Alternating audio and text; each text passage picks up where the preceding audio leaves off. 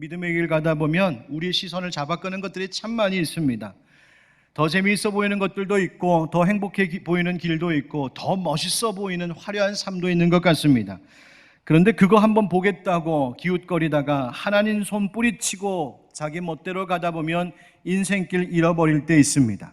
엄마 아빠 손 잘 붙잡고 따라가다 보면 부모님께서 알아서 먹을 것도 맛있는 거 사주시고 재미난 볼거리도 보여주는 것이 당연한데, 자기가 먼저 그거 하겠다고 한눈 팔고 딴 길 가다 보면 길 잃어버리는 것이죠. 여러분, 길 잃어버리면 어떻게 해야 된다고 했죠? 제자리에 있어야 한다고 했습니다. 인생에 가는 길 보이지 않는다고 불안한 마음에 근심스러운 생각이 들어서 자기 나름대로 다른 길 찾아보겠다고 이리로도 가보고 저리로도 가보지만, 여러분, 우리는 결국 어린아이 같아서 곧 길을 잃어버리고 맙니다. 제자리에 있는 것, 제자리를 찾아 그 자리에 있는 것 중요합니다.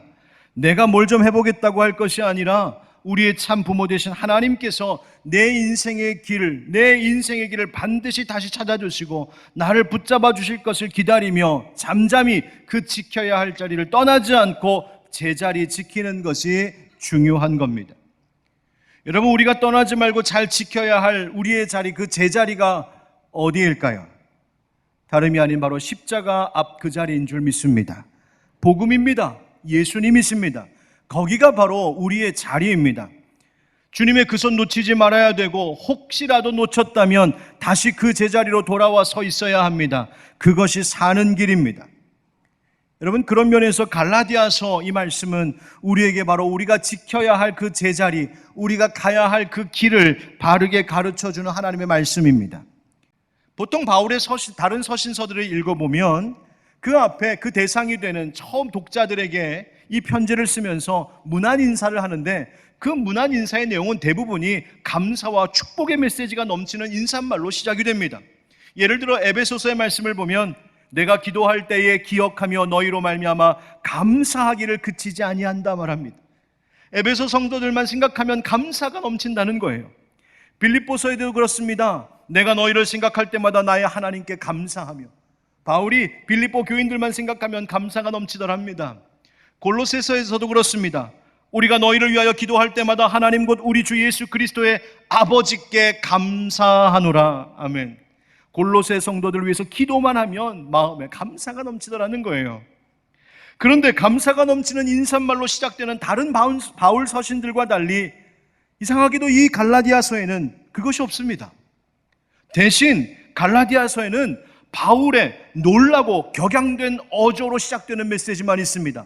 가만히 읽어보면 꼭 뭐가 있냐면, 화가 나서, 자식들에게 화가 난 부모가 자식들에게 야단치는 것처럼 꼭 화가 나서 야단치는 어투로 이 편지를 시작하고 있습니다.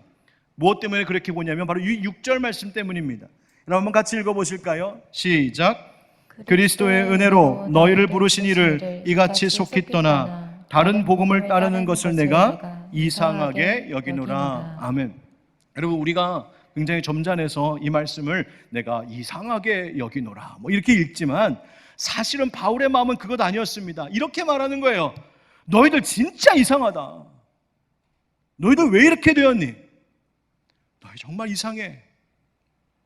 놀라지 않을 수 없다는 말입니다. 책망하는 말입니다.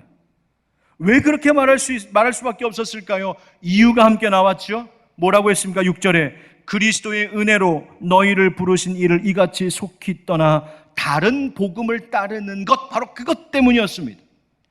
바울이 처음 예수 그리스도께로부터 받은 그 복음, 그래서 그 복음을 그대로 전했었는데, 그 복음을 들었던 갈라디아 교회 성도들이 이상하게도 다른 복음을 따르기 시작했다는 것이었습니다. 바로 그 문제였습니다. 바울이 분명히 얘기했을 겁니다. 얘들아, 너희들 여기 가만히 있어야 돼. 다른 데 가지 말고, 다른 길 엉뚱한 데 가지 말고 제자리 잘 지키고 있어야 돼. 그런데 그 말을 듣던 갈라디아 성도들이 있어야 할 자기 자리를 지키지 않고 가야 할 길 가지 않고 엉뚱한 데로 갔다는 이야기입니다. 그래서 7절에서 이렇게 말하는 것이죠. 다른 복음은 없나니 다만 어떤 사람들이 너희를 교란하여 그리스도의 복음을 변하게 하려 함이라. 가슴 아픔입니다. 여러분, 다른 복음이라고 할 때 이 다른이라고 하는 말은 이질적인 것, 거짓된 것을 말합니다. 바울이 처음 전했던 그 참된 복음이 아니라 너희들이 지금 거짓 복음을 따르고 있구나라고 책망하고 있는 것이죠. 여러분, 다른 복음이 무엇이길래 바울이 이토록 책망하고 있던 것일까요? 우리는 이 말씀 앞에 겸손히 우리 자신을 좀 돌아봐야 됩니다. 우리는 어떨까? 내 믿음은 지금 어떤 상태일까? 목사인 저도 설교할 때마다 복음을 그렇게 말하고 은혜 수없이 외치는데, 저는 오늘 이 말씀 준비하고 묵상하면서 마음이 두려웠습니다. 하나님, 저는 과연 제자리 잘 지키고 있을까요? 하나님, 제가 혹시 많은 말들로 말하고 있지만 엉뚱한 길 가고 있는 건 아닐까요? 하나님, 제가 만약 엉뚱한 길 가면 저를 바라보고 따라오고 있는 우리 교회 성도님들, 마치 눈먼 사람이 다른 사람을 인도하는 것처럼 우리 다 같이 망하는 길 가게 되는 건데, 하나님, 저 지금 어떻게 하고 있을까요? 두려운 마음이 일어났습니다. 여러분, 우리의 믿음이 과연 성경이 말하고 있는 바른 복음의 그 참된 기초 위에 세워져 가고 있을까요? 바울이 말한 참 복음이 도대체 뭘까요? 여러분, 이것부터 다시 점검해야 됩니다. 회복은 자기 자리를 다시 찾는 것입니다. 회복은 내가 있어야 할 그곳이 무엇인지, 어디인지를 다시 확인하고 거기로 돌아오는 것입니다. 한번 따라합시다. 복음은 오직 그리스도의 은혜만. 복음은 오직 그리스도의 은혜만. 여러분, 복음은요, 참 좋은 소식입니다. 말 그대로 우리에게 복된 소식입니다. 세상에 온갖 뉴스들이 들려오고 뉴스 들을 때마다 가슴이 철렁 내려앉는 일들이 얼마나 많아요. 우리를 실망시키는 소식들도 많고요, 불안하고 두렵게 하는 이야기들도 참 많이 있습니다. 그런데 주님께서 우리에게 주신 복음은 좋은 소식입니다. 정말 좋은 소식입니다. 왜 그럴까요? 예수님 주신 그 복음은 우리에게 구원을 약속해 주신 소식이기 때문에 그렇습니다. 세상에 많은 소식들이 너 큰일 났어, 위험해, 우리에게 불안을 경고하고 이 세상의 어두운 현실들을 드러내지만, 예수님의 뉴스는 그 모든 어려움으로부터, 어둠으로부터 우리를 건지시겠다고 하시는 구원의 약속, 그 소식이기 때문에 그렇습니다. 복음은 상처난 것을 치료하는 이야기입니다. 복음은 회복을 약속해주는 그 메시지들입니다. 그런데 여러분, 여기서 우리가 잊지 말아야 될 것이 있어요. 지난 주일 설교에서 저는 Begin Again이라고 하는 제목으로 다시 시작하는 회복에 대하여서 말씀드렸었지만, 거기에 주의해야 될 것 하나 있습니다. 우리가 다시 시작하는 회복을 기대할 수 있는 것은 절대로 우리에게 어떤 희망이나 가능성이 있어서가 아닙니다. 복음은 절대로 우리 스스로, 나 스스로 무엇을 할 수 있다고 말하지 않습니다. 사실 우리는 영적으로 무능한 사람들입니다. 영적으로 무기력하게 된 우리가, 우리 함께 다시 일어나자고, 다시 한번 힘을 내보자고, 그렇게 말씀도 전하고 말씀도 나누고 같이 모여 예배하고 기도하고 애를 쓰고 몸부림을 치고는 있지만, 사실 여러분 생각해 보세요. 우리가 어땠습니까? 우리가 언제 그렇게 대단한 능력을 가진 사람들이었습니까? 나 스스로 내 힘으로 우리 영혼의 문제를 해결할 수 있을 만큼, 나 스스로 상한 내 양심을 치료할 수 있을 만큼 그렇게 우리에게 능력이 있었습니까? 아닙니다. 나 스스로 상처 입은 양심을 고쳐서 선한 양심이 되게 한 일, 우리 스스로 한 일이 있었습니까? 아닙니다. 하나님이 우리 죄에서 건져주셨고, 하나님이 용서해 주셨고, 하나님이 치료해 주시고, 하나님이 회복해 주셨기에 우리 지금 여기까지 온 것인 줄 믿습니다. 그래서 앞서 3절 말씀에도 사도 바울이 은혜와 평강이 오직 예수님에게서 나오는 것이라고 말한 이유가 바로 거기에 있습니다. 5절에서도 그렇기 때문에 모든 영광은 세세토록 하나님 아버지께 있어야 한다고 이야기하고 있는 이유가 바로 그것입니다. 여러분, 우리는 스스로 다시 시작할 수 있는 가능성이 없습니다. 우리 그럴 만한 능력이 없다는 말입니다. 심지어 우리는 우리가 구원받아야 될 존재인지도 몰랐습니다. 우리가 죽을 수밖에 없는 죄인인지도 몰랐었습니다. 죄의 길 가고 있으면서도 이 길 그냥 달려가면 막 낭떠러지에 떨어질 수밖에 없는 우리의 인생인데도 내가 굉장히 잘 살고 있는 것처럼 살던 사람입니다. 난 법 없이도 살아 하면서 자신만만했던 사람들입니다. 그런데 주님 앞에 선이 아니었던 것 알았죠? 주님이 불러주셨습니다. 주님이 우리의 죄를 깨닫게 해주셨고, 우리 용서해 주셨고 우리에게 주님이 믿음 주시고 주님께서 우리의 삶을, 이 땅을, 이 교회를 여기까지 주님이 인도해 주신 겁니다. 그런데 우리는 시험에 들면 어떡합니까? 그저 나만 쳐다봅니다. 영적으로 무기력해지면 나만 쳐다보고 있습니다. 삶의 어려움에 빠질 때마다 자꾸 나만 보고, 아니 다른 것 봅니다. 나에게서 어떤 희망을 좀 찾아보려고 합니다. 뭘 좀 어떻게 해볼 수 없을까? 뭐가 좀 안 될까? 사람에게 기대고 의지해 보려고 합니다. 여러분, 너무 어리석지 않습니까? 사람 때문에 실망했는데 사람에게서 희망을 찾아보려고 합니다. 내가 엉뚱한 길 가서 내가 넘어졌는데 나에게서 다시 방법을 찾으려고 합니다. 세상에 어떤 것 의지하다가 넘어졌는데 또 세상 것 의지해서 일어나 보려고 합니다. 어리석은 일입니다. 바울이 우리에게 전합니다. 우리 6절 말씀 다시 한번 더 읽어봅시다. 시작. 그리스도의 은혜로 너희를 부르신 이를 이같이 속히 떠나 다른 복음을 따르는 것을 내가 이상하게 여기노라. 아멘. 앞에 말씀에 주목해 볼까요? 무엇으로 우리를 부르셨다고요? 따라합시다. 그리스도의 은혜로. 예, 바로 이것입니다. 여러분, 그리스도의 은혜 때문에 우리 여기 있는 겁니다.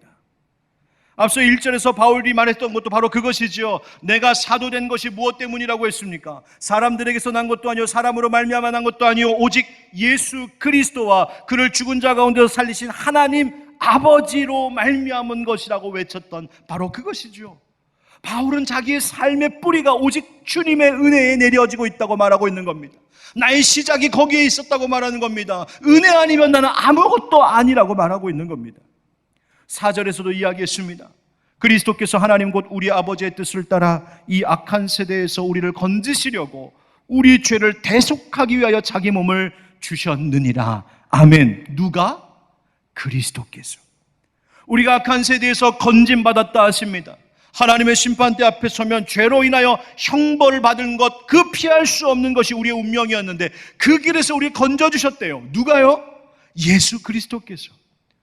우리의 죄를 대신 속죄하기 위하여, 이 대신 속죄한다는 것은 다른 말로 얘기하면 우리를 대표하여라는 말도 됩니다.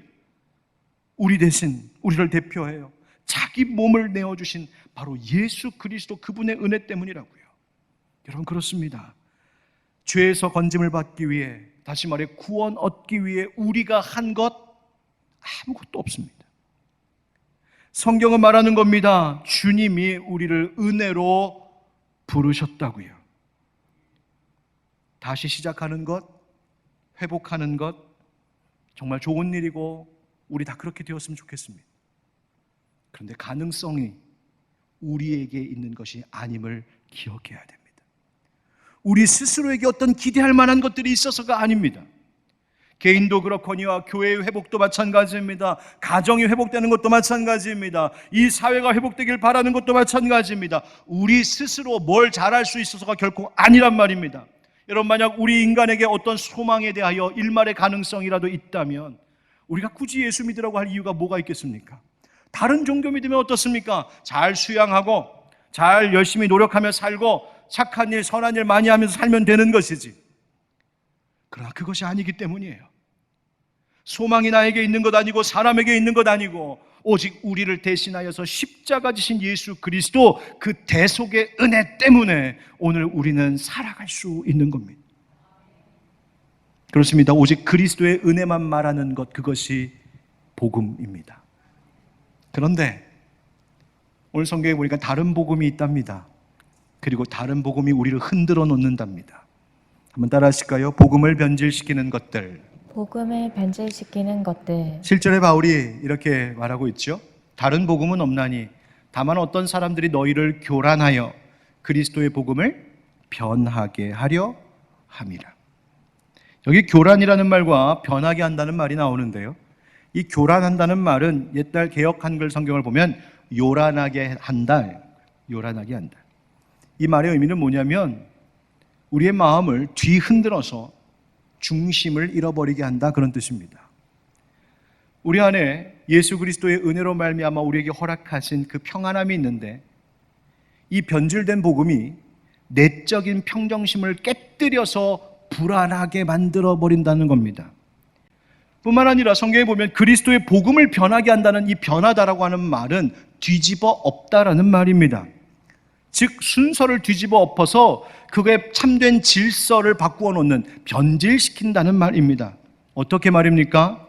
여러분, 참 복음이라고 하는 건 앞서도 말씀드렸지만 오직 그리스도의 은혜만을 이야기하는 것이요, 오직 예수 그리스도의 은혜가 가장 우선되는 것입니다. 우리의 구원, 우리의 회복이 오직 그리스도의 은혜로부터 시작되는 것이라고 복음은 말하고 있습니다. 그런데 다른 복음은 그 복음의 순서를 뒤집어 엎어버린다는 겁니다. 은혜가 먼저가 아니라 사람의 노력과 행위가 먼저인 것처럼, 은혜가 먼저가 아니라 우리가 뭘 좀 어떻게 하면 될 것처럼, 은혜가 먼저가 아니라 세상의 사람들과 세상의 제도와 조직 속에 있는 어떠한 것들에 대한 기대감이 우리를 다시 회복시킬 수 있을 것처럼 그 순서를 뒤집어 놓는 것, 바로 그것이 변질된 복음입니다. 내 삶 가운데 예수님의 자리가 가장 우선, 가장 높은 곳에 있어야 되고, 예수님이 우리의 삶의 중심에 있는 것이 우리의 영적인 순서요 질서인데, 내 우선의 자리에 예수님 아닌 다른 것 들어온 것, 변질된 것입니다. 갈라디아 교인들이 딱 그랬다는 거예요.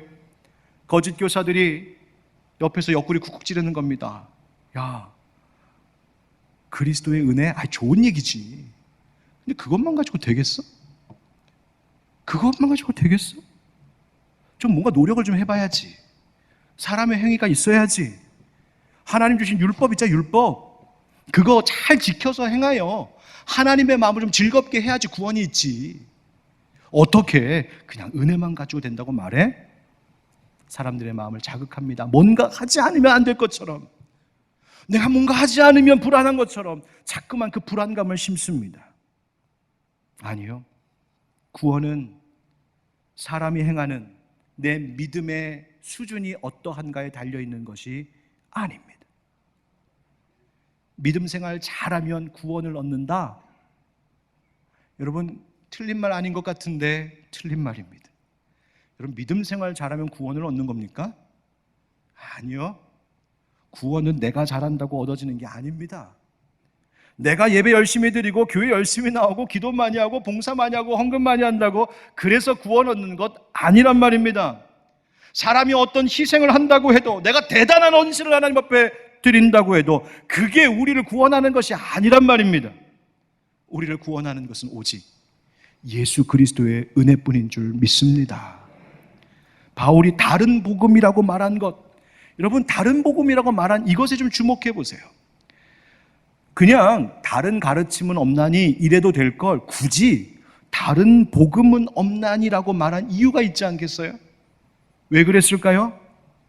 그 다른 이야기들이 꼭 복음처럼 들리기 때문에 그렇습니다. 꼭 그렇게 하면 이게 맞는 것 같고, 이렇게 살아야 될 것 같고, 이게 더 좋은 것 같고, 복음처럼 들리는 것들이 너무나 이 세상에 많기 때문이에요.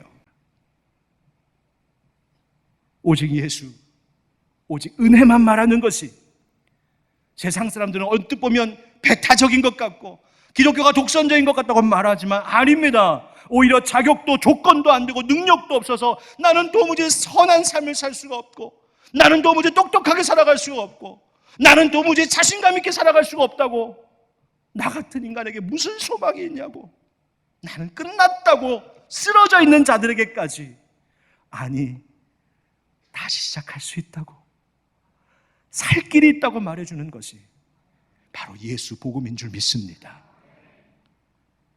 그런데 복음처럼 들리는 다른 소리가 너무나 많이 들리죠. 세상 소리, 대중이 따르는 유행의 소리들, 세상과 물질, 세상의 물질과 성공, 인간적인 노력, 심지어 나의 옳음을 주장하고 있는 나의 의, 내 신념, 내 경험, 내 지식, 이 모든 것들이 꼭 복음처럼 들릴 때가 있습니다. 그렇게 살면 될 것처럼. 아닙니다. 여러분, 복음을 변질시켜 우리의 마음을 흔들어 놓고 우리의 평정심을 깨뜨리는 그 모든 것들을 경계하셔야 합니다. 자녀들을 양육할 때에도, 대인관계할 때에도, 사회생활할 때, 직장생활할 때에도, 부딪히는 모든 현실의 문제 앞에서도 우리는 언제나 그 순서를 뒤집어버리면 안 된다는 말입니다. 가장 먼저 오직 예수, 오직 은혜, 이것이 우리의 삶의 가장 우선이 되기를 주 예수 그리스도의 이름으로 축원드립니다. 바울이 이것을 이토록 강하게 말하는 것은 복음에는 타협도 양보도 있을 수가 없기 때문이에요. 한번 따라합시다. 복음에는 타협이 없습니다. 복음에는 타협이 없습니다. 8절 9절 말씀에 이렇게 말합니다. 그러나 우리나 혹은 하늘로부터 온 천사라도 우리가 너희에게 전한 복음 외에 다른 복음을 전하면 저주를 받을지어다.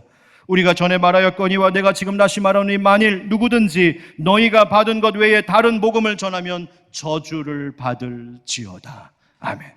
여러분, 이 강력한 선포 앞에 타협은 없습니다.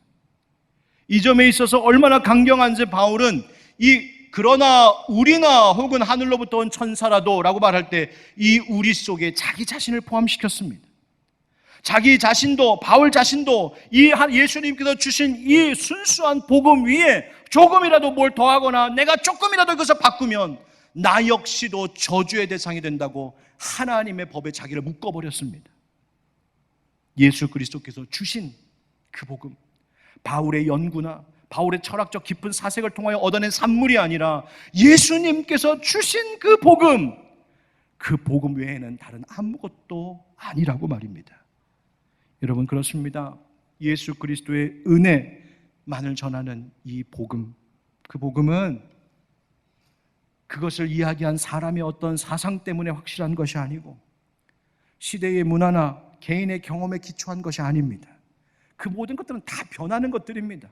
우리가 옳다고 괜찮다고 다른 복음처럼 들리는 모든 것들이 다 변하는 것들입니다.